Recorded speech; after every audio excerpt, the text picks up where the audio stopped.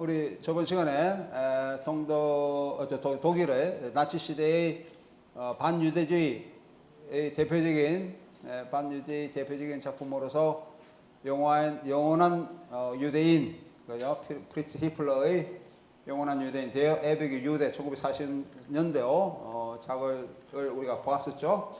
오늘도 반유대주의의 그래서 유대 유형으로서 반유대주의의 영화와 나치의 그런 마지막 시기 1940년대 마지막 40년대 이후에 마지막 시기의 영화에 대해 조금 더 보도록 하겠습니다. 나치는 특히 1940년대 이후에 혈통 위주와 사무 영역인 조국 위에 싸우다 죽는 것을 미화하는 혈통과 토지의 정책, 이데올로기를 상당히 많이 이제 조작을 했었죠. 이데올로기 조작을 많이 가했습니다. 그래서 게벨스가 전쟁 기간 동안 총력을 기울였던 바이트 하란의 콜베르 같은 얘기는 1945년도 완전히 나치가 항복하기 이전 그런 독일이 항복해서 1945년 5월 8일에서 9일로 넘어가는 그 사이에 항복을 했습니다. 5월 8일에서 9일로 넘어가는 그 사이에 밤 사이에 완전히 무조건 항복을 했죠. 이런 관점을 부각시키고 1943년에 콜베르크는 독일판 바람관계 사단의 대규모 역사물로 기획되고 있습니다. 하지만 전쟁으로 인한 점차 물자가 부족하기 때문에 영화가 실제로 완성되는 것은 2년 후 1945년이죠. 이 영화는 제2차 세계대의 막바지에 독일의 버티기, 두르hal테 빌레라는 것을 보여주고 영화입니다. 이 영화를 위해 개발했을 거의 20만 명에 달하는 군인들을 전방 차출하여 엑스트라로 출연시키고 있는 그런 영화입니다. 콜베르크 잠깐 같이 한번 보도록 하겠습니다. 콜베르크 잠깐 보면은 콜베르크는 파울 하이제 독일의 작가죠. 작가인 파울 하이제의 드라마 콜베르크라고 하는 드라마를 각색한 것입니다. 문학의 영화로 볼 수 있습니다. 이 영화는 1940년에 쓰여지고 시작되었다. 오프닝 크레딧 그렇게 이제 자막에 나와요. 이 영화의 줄거리는 역사적 사실에 의거하고 있다라고 하는 것을 보여주고 있죠. 그래서 이 영화는 역사 영화이다라고 하는 것을 얘기하고 있습니다. 역사 영화는 우리 셰익스피어 필름이라고 얘기할 수 있는데 역사 영화이다라고 하는 것을 분명히 알리고 있고요. 이 영화는 블레슬라우라고 1813년 이라고 하는 자막으로 시작합니다. 우리가 좀 보면 좋을 텐데 한번 보면은 여기 분명히 나타나고 있습니다. 블레슬라우 시작하면서 역사 영화인 것을 강하게 알리고 있습니다. 이 시기 나폴레옹 군대는 지금 폴란드 서부 쪽이죠. 서부 쪽에 위치하고 있는 프로이센의 콜베르크 지방 이름입니다. 콜베르크 요새를 프로이센 지방의 요새를 점포하고 베를린을 점령합니다. 나폴레옹 군대에 대항하는 독일의 관점에서 이렇게 이제 서술하고 있는 영화예요. 영화는 이러한 나폴레옹 전쟁 당시 오더 강가 독일과 예전의 동독이죠. 이전의 동독인 독일과 폴란드의 경계가 오더 강이라고 있는데 그 오더 강가의 프로시아 콜베르크 요새가 항복을 요구받자 나폴레옹 군대에서 항복하라 요구받자 그곳 주민들이 스스로를 지키기 위해서 무기를 들고 싸웠던 실제 사건을 다루고 있습니다. 나폴레옹의 항복에 대한 요구에 대항해서 끝까지 죽음으로 버티고자 하는 그런 것을 보여주고 있는 것이 콜베르크라는 영화예요. 실제로 이제 그런 역사적 사건이 있습니다. 이 영화는 콜베르크 주민들이 거리를 행진하는 장면으로 시작합니다. 그래서 영화에 보면은 마을 사람들이 나와서 거리에 나와서 이런 상황에 부딪히니까 스스로를 이렇게 지키기 위해서 이렇게 이제 행진하는 그런 장면으로 시작합니다.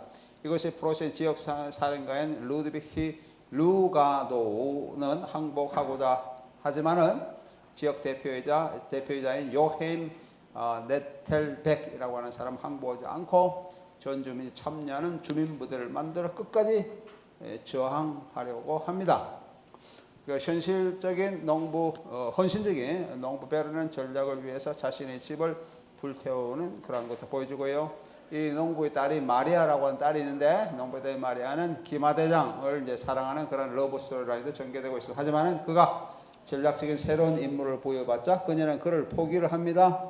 그러니까 하나의 목표, 국가를 지키고 도시를 지키는 것이죠. 하나 요새를 지키고자 하는 그런 목적을 하면서 모든 것을 이제 포기하는 그런 것을 보여주고 있습니다. 젊은 소령인 그나이제 나우, 그래서 그나이제 나우는 나우가 새로운 사령관이 되자 그런 영웅적인 투쟁을 하도록 주민들을 격려합니다. 그 때문에 프랑스 군대는 대포로 콜베르크 요새를 공격을 하고는 현재 하게 되어 하지만은 콜베르크 요새의 저항으로 프랑스 군대에서 자동재전이 일어나게 되고 이제 승리는 콜베르크로 기울이되는 그런 것을 보여주고 있습니다. 그리고 이 영화의 마지막 시퀀스는 그 주민들이 콜베르크 요새의 그런 주민들이 승리를 축하하면서 행진하는 그런 것을 보여주고 있습니다. 이 영화 자체가 그 파울로 하위제라고는 독일의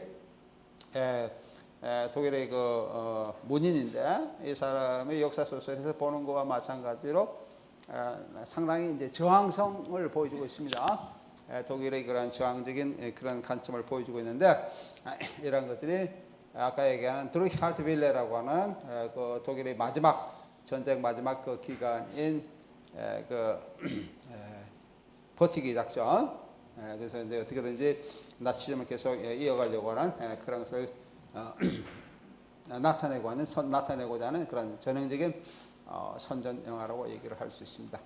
게벨스는 이 영화를 통해서 프랑스에 저항했던 그 당시의 독일 주민들의 용기를 부각시키면서 시대도 마찬가지죠. 프랑스와 독일의 그러한 관점을 같이 보여주고 있으면서 현재의 독일 국민들도 기울어진 전세를 역전시키려는 시도를 한 것이라고 볼 수 있습니다. 하지만은 콜베르크의 첫 시사에 걸리던 1945년 1월 30일은 연합국의 폭격으로 인해서 베를린에 있는 대부분의 극장은 이제 폐쇄된 그런 상태가 됩니다.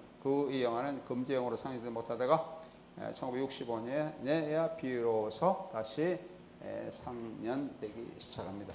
이 나치 시대의 영화들은 일반적으로 우리가 동독 영화를 다음에 좀 보겠는데 동독 영화 이해해서 볼 수 있듯이 초기 동독 영화에서 대파라고 하는 그런 이전의 우파 그 바이마르 공화국 시대라든지 또는 표현주의 시대라든지 또는 그 나치 시대의 영화 제작을 거의 도맡았던 그 우파라고 하는 그런 유니버설 필름 주식회사죠.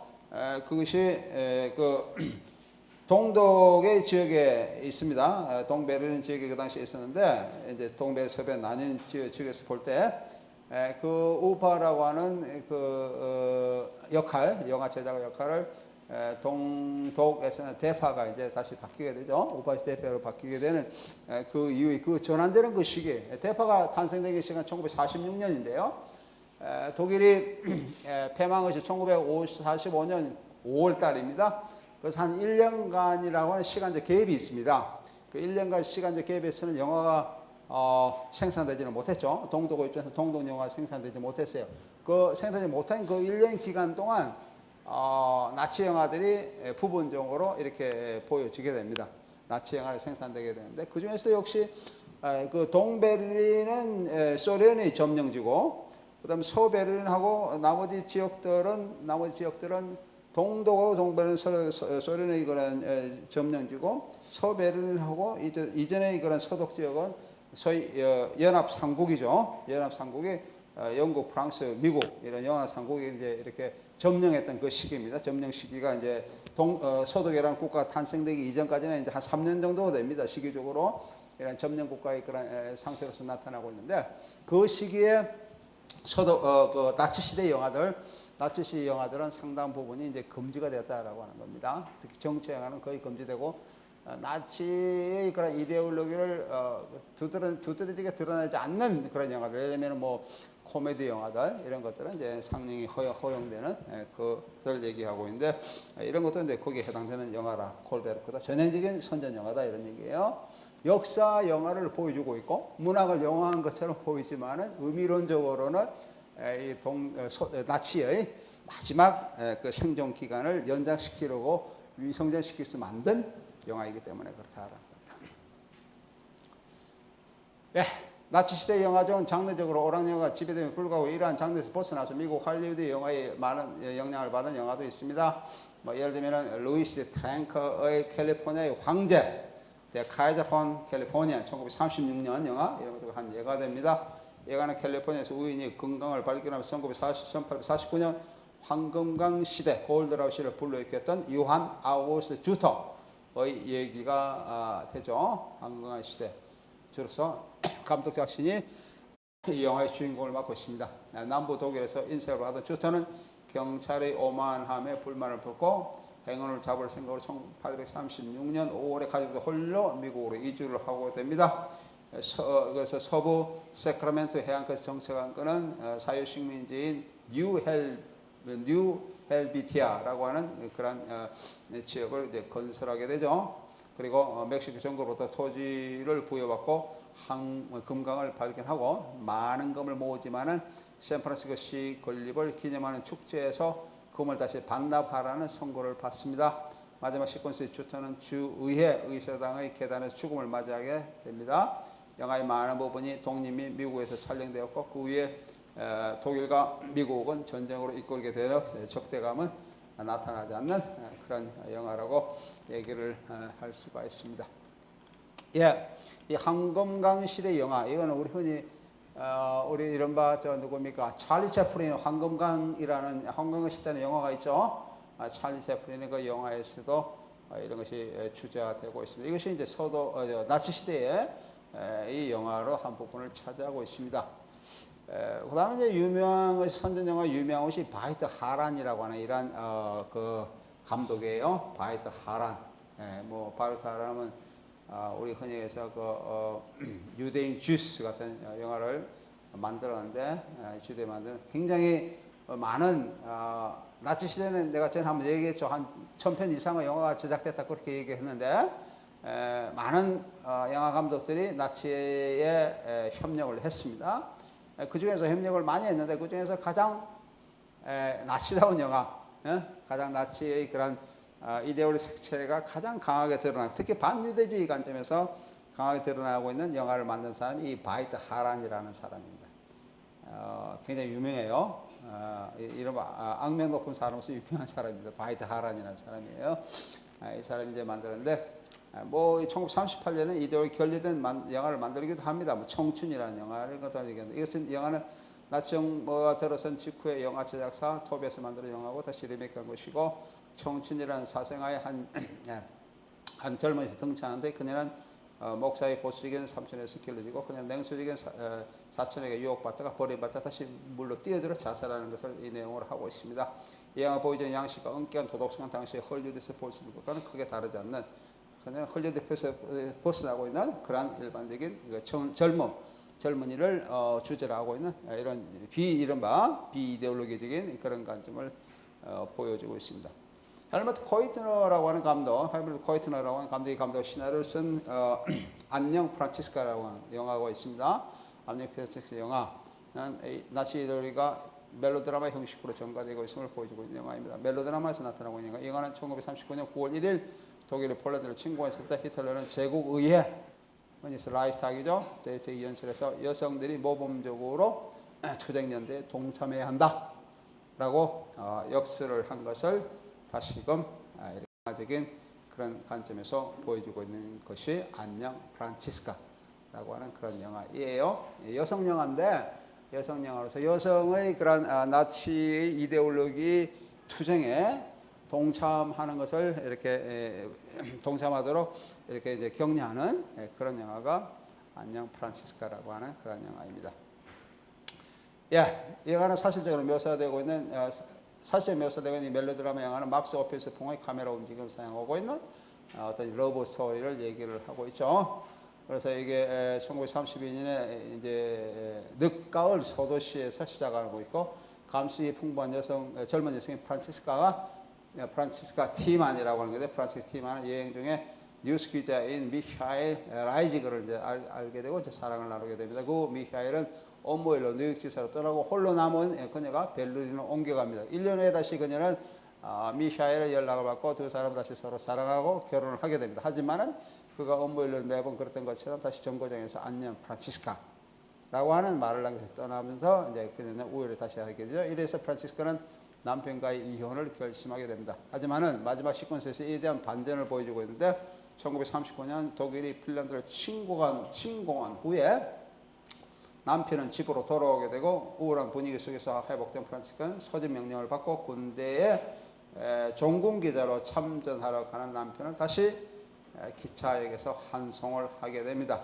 특히 이 시퀀스의 두 아이의 노래 소리는 이 부부가 다시 이혼되신 다시 화해의 길로 들어서고 있음을 강하게 보여주고 있습니다.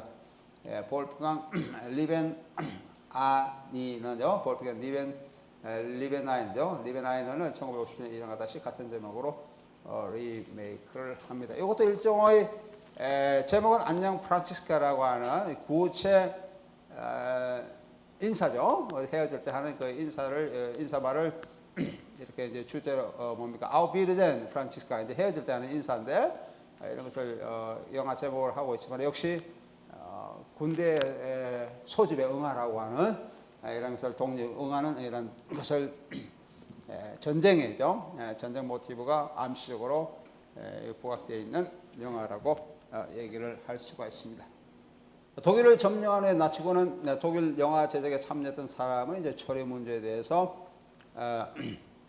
굉장히 이제 고민을 하게 되죠. 게베스는 이제 자살을 했기 때문에 처리를 할 필요가 없고 나머지 사람들은 이제 독일을 떠나게 됩니다. 그 멜로드라마 형식의 반소련 영화 GPU라고 하는 영화, 영화의 나치 시대 감독 중에 한 사람이 칼 리트라는 사람이 있습니다. 이 사람은 아르헨티나로 추방을 당하고 레니 리펜슈탈은 자기 그 오스트리아 집으로 가죠. 오스트리아 다시 돌아가고 그래서 특히 그 레니 리펜슈탈 1934년부터 이렇게 이제 영화 제작을 위해서 구상했던 저지대라는 영화가 있습니다. 저지대에게 나오는 티플란트, 로우랜드라고 하는데 이것을 완성했던 1945년까지 이 여성은 영화를 작업하는 것을 1954년까지 영화 작업을 해서 이제 금지당하게 됩니다. 네. 바이트 하란의 영화 중에 아까 조금 전에 얘기했을 영화 감독 중에 기소를 받은 그 재판에서 벌을 받은 그런 사람이 이제 바이트 하란이라는 사람인데 영화 감독인데 이 사람이 영화 중에 그 유대인 쥐스 이런 유대인 쥐스는 유대인을 체포하는데 상당히 많은 기여를 하게 됩니다. 유대인 체포뿐만 아니라 유대인을 강제 수용소로 보내는 것에 대한 이런 것에 상당히 많이 이제 사회적 분열을 하고 어떤 이데올로기 전파도 상당히 많이 기여를 하게 됩니다. 그래서 하란은 친나치 활동에 실제적으로 많이 참여를 했죠. 참여를 했고 자기 스스로는 뭐 영화 제작을 강요당했다고 이 재판장에서 얘기를 하고 있지만 하면서 선전의 의도는 없었다라고 하지만은 바이트 하란은 유죄 선고를 여기서 받게 됩니다. 여기서 받게 되는 그런 것을 보여주고 있습니다. 이 사람의 그런 작품 중에 하나 대표작으로 볼 수 있습니다. 대표작으로 얘기할 수 있는 역사설 유대인 지수와 영화 유대인의 그런 관점을 잠깐 보겠습니다. 유대인 지수의 역사성에 대해 보겠습니다. 이게 실존 인물을 얘기를 하고 있습니다. 유대인 지수, 실제 이름은 요셉 지수라고 하는 사람인데 이런 1985년에서 1738년간의 이런 삶을 살았던 사람이에요. 이런 사람의 그런 어떤 역사적인 그런 것을 흔히 그 허구적인 그런 얘기와 함께 덧붙여서 영화하고 있습니다. 근데 이 뒤에 나오는 영화들은 대부분 다 문학 작품을 영화한 그런 것이라고 얘기를 할 수가 있죠. 어머니가 유대계예요. 어머니가 유대교고 그 당시에 여배우 여가수였고 아버지는 그 아버지 지스킨드죠. 이자크의 지스킨드는 선창자 합창단에서 먼저 부르는 그런 것을 활동한 합창단은 소속이었습니다. 아버지는 그 독일 황제고 소속 총사령관을 여감한 무관이었고 1693년에 하이델베르크에서 벌어진 프랑스의 전쟁에서 크게 패한 후 수도성으로 여생을 마친 것으로서 얘기되어지고 있습니다. 특히 요 사건이 이제 실제로 영화에서도 많이 이제 나타나게 되는 겁니다. 1730년 유대인 주이스는 유대인 상인 이작 란다우의 소개로 미래의 그 뷰텐베르크 주의 군주가 될 칼 알렉산더라고 하는 공작과 친분을 이제 맺게 됩니다. 만남을 통해서 지스의 삶이 이제 다시 이제 바뀌게 되죠. 칼 알렉산더라고는 이 공작의 그런 후원을 얻고 유대인 지스는 소위 궁정 유대인이라고 하는 호프 유대라고 하는 그런 지위를 얻게 됩니다. 그래서 부와 권력을 같이 지니게 되죠. 그래서 여기 나오는 그 추밀관으로서 일을 하게 됩니다. 재정 고문 추밀관 그렇게 하게 되고, 예, 근데 이제 이런 것들이 많은 이제 계획들을 하게 되는데, 이게 나오는 예를 들면 프로테스트 도시인 루드빅스부르크를 캐톨릭 도시로 만들려고 하는 그런 계획도 세우게 되다가, 계획을 위해서 세우려고 하면서 조세를 이제 세금을 거두려 하다가 국민의 원성으로 이것이 이제 무산되고 하는 그런 것도 맞이하게 됩니다. 그중 자기 혼자였던 칼 알렉산더 공작이죠. 칼 알렉산더 공작의 죽음으로 인해서 지스는 반유대적인 정치인이 모략으로 체포가 되죠. 유대인이 가장 적대감을 가진 그런 그 당시의 법정에서는 지스를 교수형에 처합니다. 실제로 우리 유대인 지스라고는 바이트 하라는 영화에서 제일 마지막에 보면은 이 사람은 어떻게 보면 일대기를 다루고 있는 영화라고도 볼 수 있습니다. 어떤 부분의 성인된 어떤 부분을 이제 캡처해서 이렇게 영화를 만들고 있는데, 실제로 영화에서도 마지막 장면에 죽임을 당합니다. 그 철장 속에서 죽임을 당하는, 세장과 같은 이런 철장 속에서 죽임을 당하는 그런 모습으로 나타나고 있어요. 예.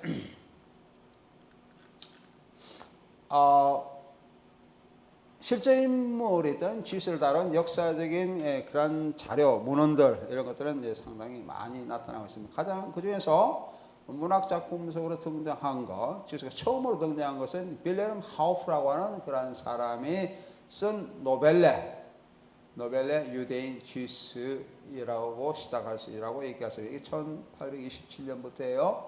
우리가 지금 내가 다음에 계속 여러분들 소개할 바이트 하라는 유대인 지스는 이 소설을 토대로 만든 영화입니다. 이것은 이제 문학의 영화라고 얘기할 수 있죠. 그 빌레름 하우프의 노벨레는 일반적으로 노벨의 특성이 전대미문의 어떤 사건을 다루고 있는 것이죠. 그리고 긴장감이 굉장히 높은 이런 장르적 특성을 가지고 있고, 드라마의 성격이 가장 강하게 나타나고 있는 것이 이 노벨레라고 하는 문학 작품이라고 얘기를 할 수가 있습니다. 빌레름 하우프의 노벨레를 계기로 해서 지스의 그런 삶을 다루고 있는 작품들이 많이 나타나게 됩니다. 대표적인 작품을 몇 가지 들어본다 그러면, 드라마 작품으로는 그린발트, A.F. 그린발트의 레아라고 하는 1846년 드라마가 있고요. 알버트 레어 둘크의 레아라고 하는 그런 작품도 있고, 또 오토 루트비히의 유대인 지스라고 하는 그런 작품도 있습니다. 예. 지스의 여동생이 레아죠. 레아는 지스의 순전한 여동생인 레아를 주인공으로 등장시키고 있는 것이고요. 그 다음에 마쿠스 레만의 유대인 지스라고 하는 것이 이런 작품도 있습니다. 1872년이고, 그리고 오이겐 오르트너의 유대인 지스라는 것도 있고, 브리치 룽의 유대인 지스가 있고, 그 다음에 애슐리 두커의 유대인 지스라는 1929년이죠. 그 다음에 폴 코런펠트의 유대인 지스, 이런 것들도 문학 작품으로서 이렇게 쓰여지게 됩니다. 그 다음에 중요한 것 중에 하나가 이 독일계 유대인의 작가인 리온 포이트방거라고 하는 사람을 들 수 있습니다. 리온 포이트방거라고 하는 사람은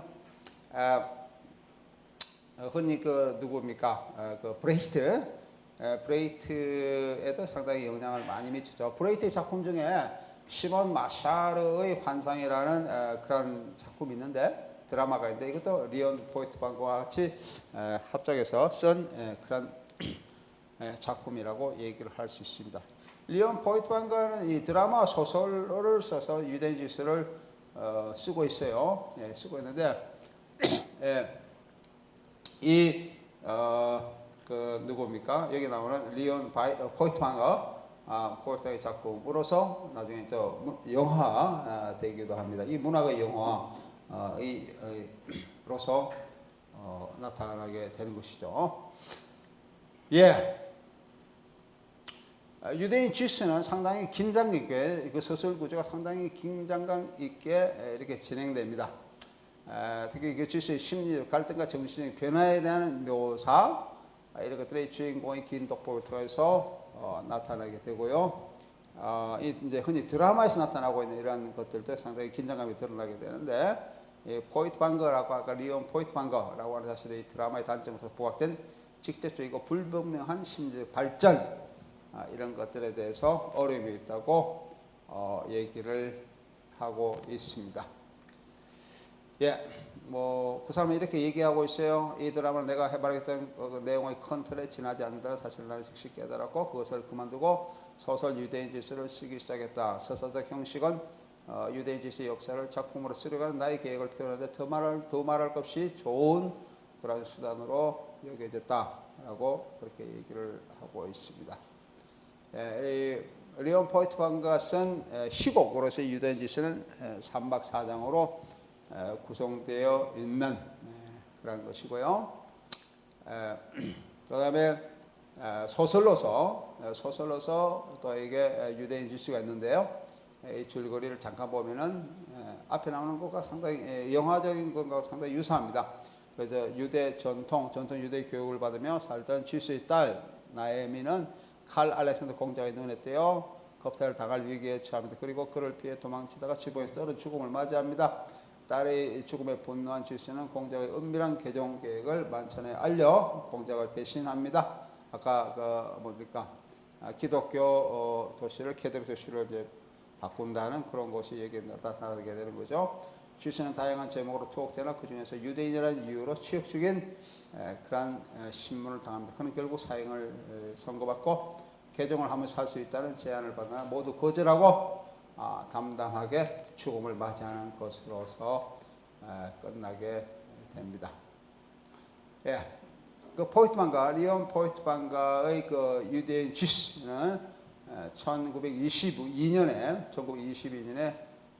쓰여지게 되고 그 위에 상당히 많은 책이 팔려나가는 베스트셀러의 그런 작품으로서도 인정받게 됩니다.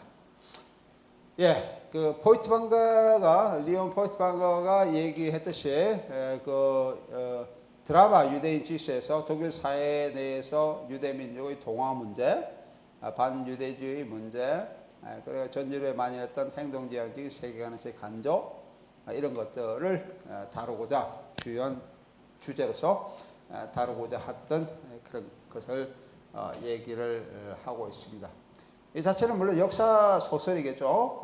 유대인 지수라고 하는 한 인물을 중점적으로 조명하고 있는 역사 소설이고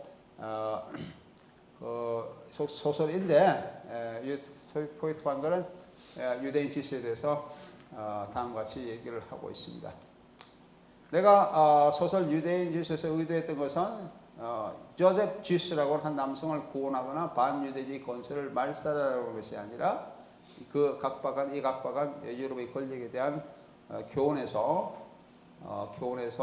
새로운 교훈을 보여주고자 했던 새로운 시대적 이미지를 보여주고자 했던 것이고요. 그래서 아시아적인 그 무심과 무예의 교훈으로 나가는 길을 백인에게 보여주었다. 유대인이라고 하는 것은 아시아적 관점을 유럽 쪽으로 전달하고자 하는 그런 것이다 라고 그렇게 쓰고 있습니다. 유대인 지수는 먼저 나타난 것이 이게 나는 로타르 맨더스, 영국의 영화인데요. 로타르 맨더스의 유대인 지수를 먼저 한번 들을 수가 있습니다.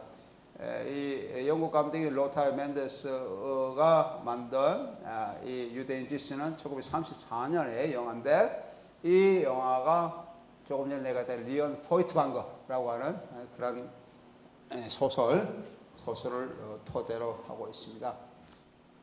아까 바이트 하란 영화는 빌레름 하우프의 그런 그 이전이죠. 19세기의 작품을 토대로 하고 있고 여기 나오는 영국 감독의 로타르 맨더스의 유대인 지수 제목 같습니다. 유대인 지수는 아까 얘기하는 독일 작가인 독일의 막스주의 작가인 리온 포이트망의 소설에 기초를 하고 있다라고 하는 겁니다.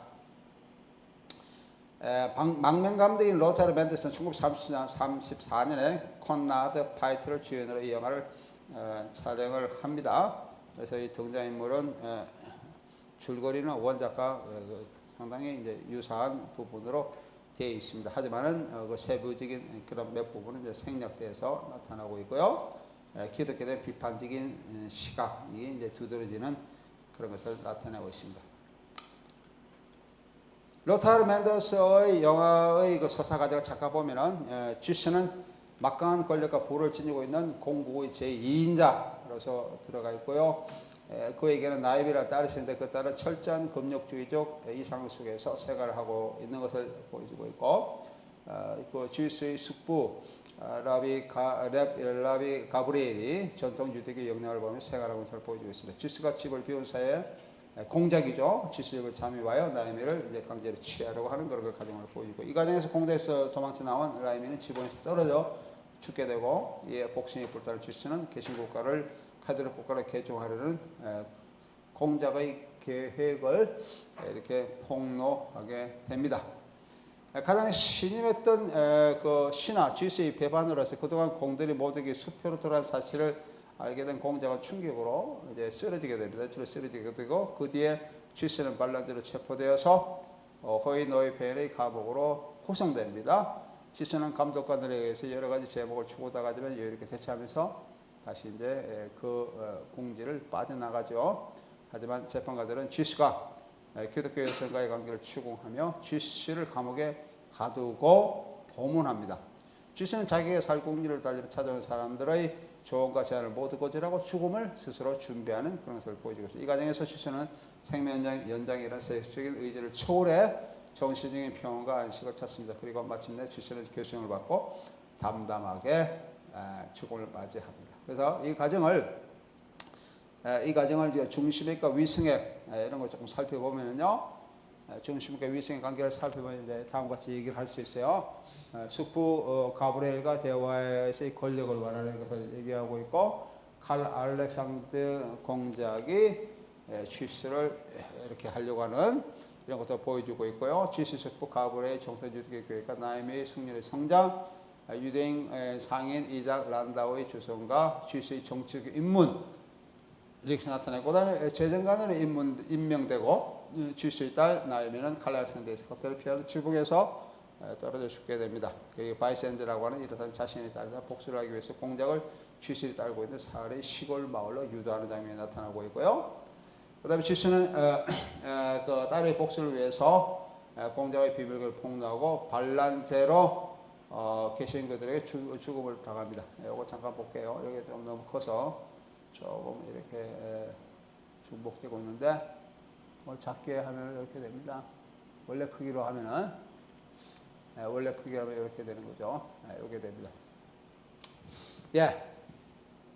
지붕에서 떨어져 죽음을 맞이하고, 이게 위에 나오는 것이 위에 나오는 두꺼운 부분이 있죠. 위에 나오는 두껍게 칠한 부분이 그 볼드한 부분이 이제 중심액이에요. 그 다음에 조금 보통 글씨로 쓰여진 것이 위승액인데, 중심에 보면 쥐스가 숙부 가브리엘과 대화를 해서 권력을 기록하고, 칼 알렉산더 공작의 쥐스를 재정관에 임명하고요. 쥐스의 딸 나이미는 알렉산더 공작의 북탈 피하다 지붕에서 떨어져 죽고요. 쥐스는 딸의 복수를 위해서 공작의 비밀 계획을 폭로하고, 반란죄로 인한 쥐스의 체포, 쥐스는 개종을 거부하고 죽음을 맞이하는 이런 것으로 되어 있습니다. 그 다음에 이제 위승액들은 뭐 이게 많죠. 쥐스와 숙부 가브리엘의 정통 유대교 교육과 나이미의 승렬의 성장, 유대인 상인 아이작 이작 란다우의 추천에서 쥐스의 정치문, 바이센드 자신의 딸이다 복수를 하기 위해서 공작을 쥐스의 딸이 살고 있는 시골 마을 유대하는 것, 신교도에서 캐톨릭의 국교를 바꾸려고 하는 공작의 비밀 계획 폭로, 쥐스는 신문 과정에서 기독교의 개정에 대한 쥐스의 거부, 이런 것들이 조금 전에 우리가 봤던 이런 여기 나오는 로타르 멘데스의 유대인 쥐스라고 얘기를 할 수 있습니다. 유대인 쥐스의 영화예요. 요거를 잠깐 같이 한번 잠깐 보도록 하죠.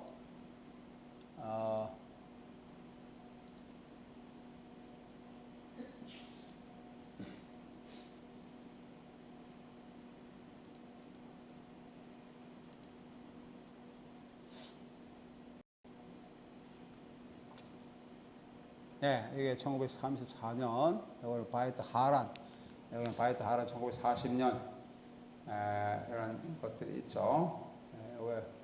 요거는 조금 전에 우리가 봤던 1934년의 그런 유대인 지수인데요.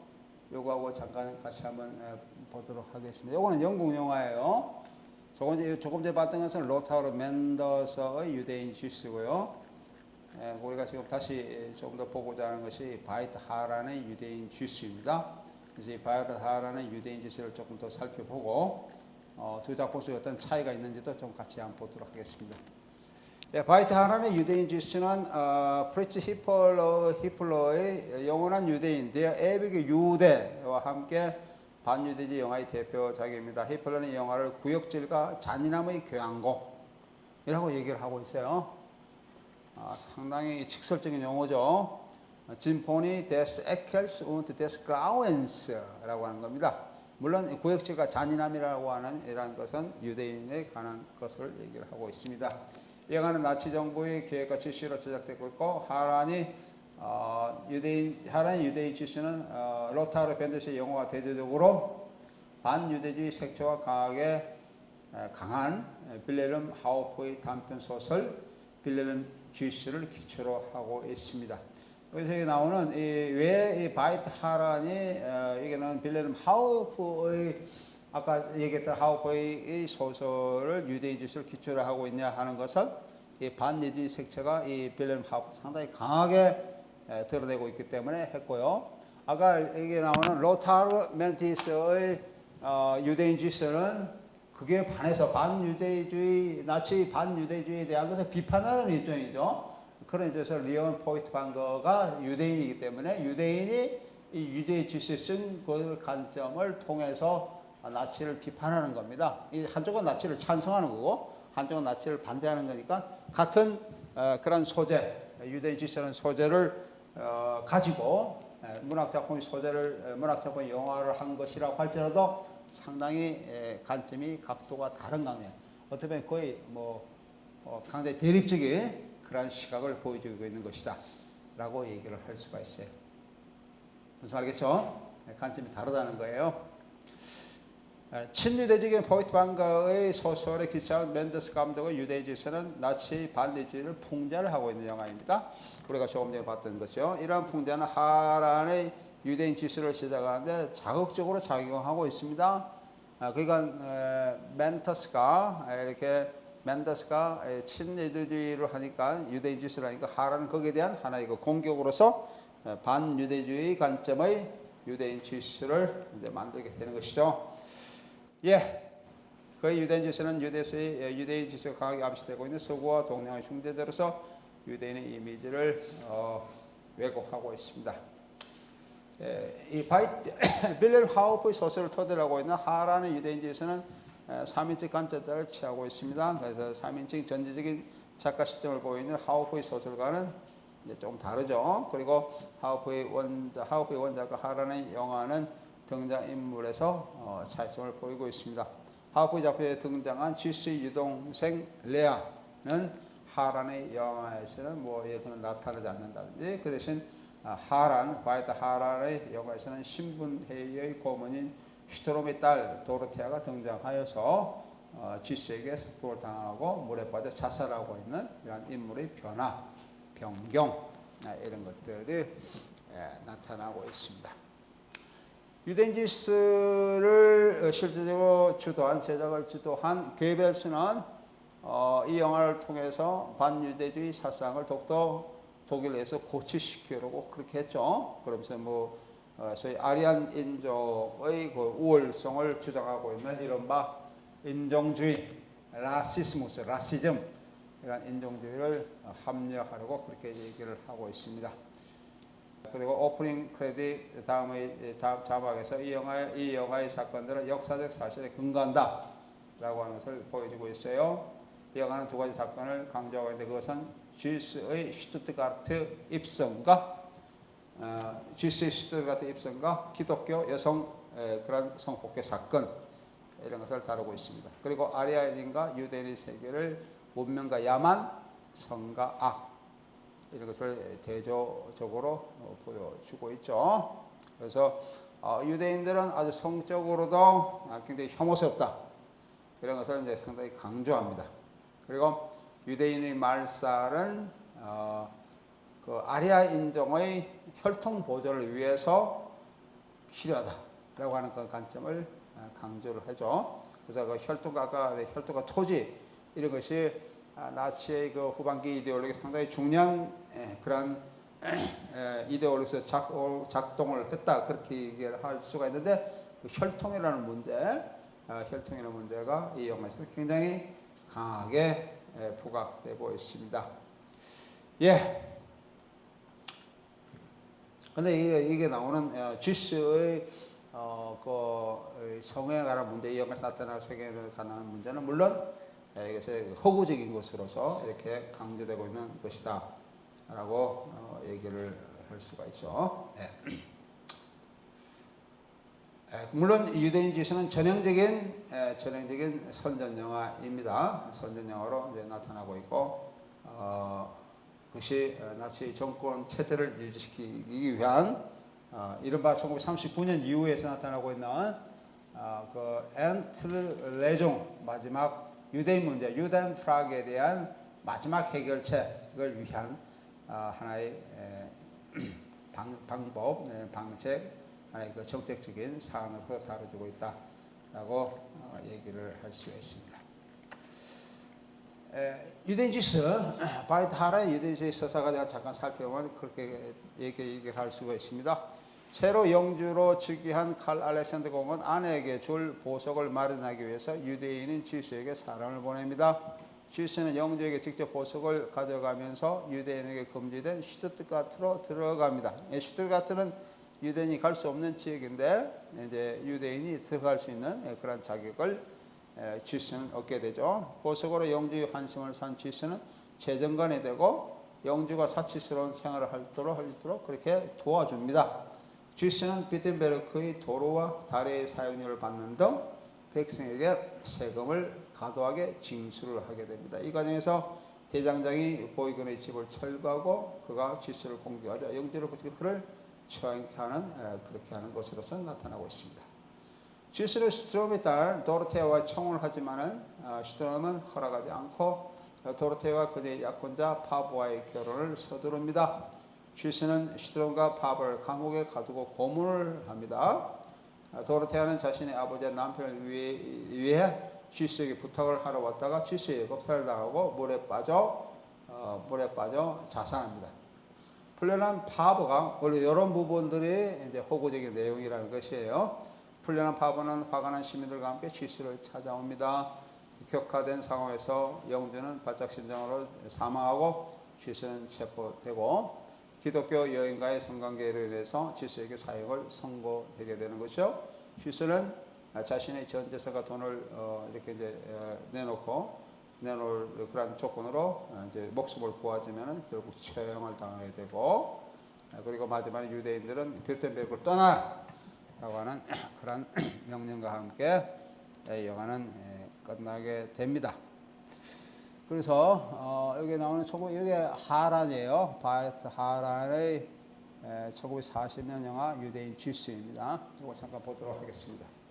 그래서 아까 이게 내가 다시 서사 과정의 전개를 조금 보면은 위성액과 그 중심액과 위성액 관계 이런 것을 조금 더 한번 구체적으로 살펴보면 다음과 같아요. 칼 알렉스 공장은 아내에게 줄 선물을 위해서 지수에게 사람을 보내. 아까 이제 사람을 보낸 것을 보여주고 있죠. 영주의 허락과 그 지수의 슈투트가르트 입성이 나타나게 됩니다. 그리고 지수가 재정관으로 임명이 돼요. 그 다음에 그 수도 비텐베르크의 유대인 출입 금지령 이런 것이 이제 해제가 되죠. 그 다음에 유대인들이 비텐베르크로 입성하고 근데 이 사람만 이제 이렇게 들어온 것이 아니라 많은 유대인, 아까 그 조금 전에 우리 봤던 유대인들이 많은 짐을 들고 그 비루스에 벽으로 들어오는 그런 것을 보았어요. 여기서 입성이 되고 이에 대한 비난이 이제 고조됩니다. 그 사이에 예를 들면 슈트가르트 가는 도중 지수와 도르테아를 만나게 되고 과도한 세금 징수와 대장장이 보이군의 지수에 맞춰야 되는 공격 이런 것이 이제 이루어지고 그거 보이군을 처형하는 장면이 이제 그게 하나의 그 위승으로 전개됩니다. 그러니까 자기의 그런 영주한테는 굉장히 많은 그런 충성과 신임을 얻지만은 자기가 실제로 다스리고 있는 그런 백성한테는 전혀 신경을 쓰지 않는 그런 인물로 유대인 지수가 이렇게 그려지고 있습니다. 그리고 도르테에 대한 지수의 청혼과 아버지 슈트그림의 거절, 도르테와의 파브와의 결혼 준비 이런 것이 나타나고 있고요. 그다음 슈트그림과 파브의 구속이 이루어지고 지수의 그 성폭행 사건이 일어나고 도르테의 죽음에 이제 나타나게 됩니다. 지수의 마지막에 체포가 되고 처형되는 이런 것을 보여주고 있죠. 슈트그림과 파브의 정부 전복에 대한 모유와 그런 고문 이런 것들이 이 영화를 보여주고 있는 그런 전체적인 서사 구조를 나타내고 있습니다. 이걸 조금만 더 보도록 하겠습니다. 어떻게 나타나고 있는지요. 오늘 여기하고 다음 시간에 우리가 동동 영화 쪽으로 들어가도록 하겠습니다. 그만.